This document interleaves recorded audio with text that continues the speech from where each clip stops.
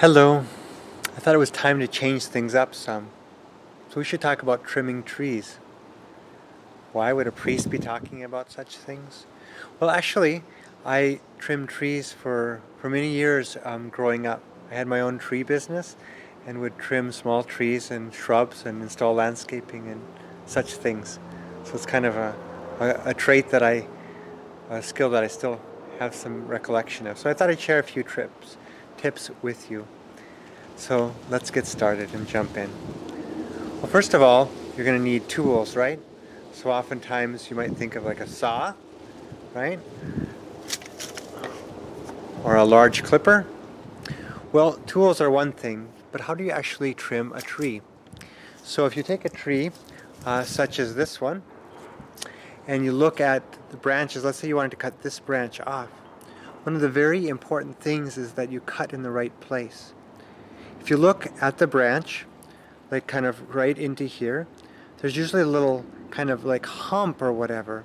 That's a very significant thing because that little hump, that actually contains healing juices, so to speak, of the tree that when you cut in that place, it's able to heal up. If you leave too much of a stump, if you cut up here, then you're going to have problems. Or if you cut too deep into it, then you can cause problems of causing rot and different things to weaken a significant branch in the tree. So you want to cut in the right place. Some other little tips. If you're cutting off a large branch, you may want to cut kind of up further, or cut underneath like this, and then cut up so that when the weight of the branch falls, it doesn't kind of tear down the tree and destroy some of the tree. When should you actually trim a tree such as this? The best time is actually when it's dormant, meaning when it doesn't have any leaves during the winter, but sometimes getting through the snow can be difficult. But you can also trim them as long as you don't cut off too much of the foliage at any one time. You can trim them throughout the year.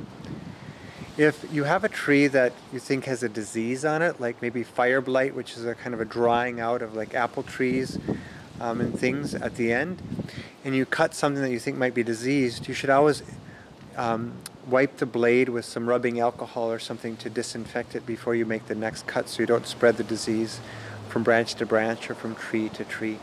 So just a few tips. Hopefully it's a little bit helpful. But we should at least connect it to the scripture in some way, to our faith. I think oftentimes when I'm trimming of John 15, chapter, or just the beginning of that, where it says about the vine and the branches. You know, as you cut a branch down, it looks just like any other branch.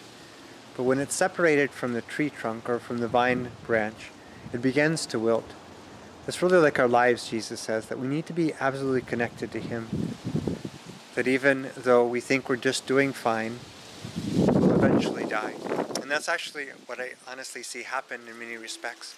So hopefully that won't happen to us, especially over COVID, where we can get distracted from our prayers or maybe get alienated from others or from the church. Let us be connected always to Christ so that we truly receive those life-giving nourishment from Him. Anyway, have a great day. Great to be with you, and blessings.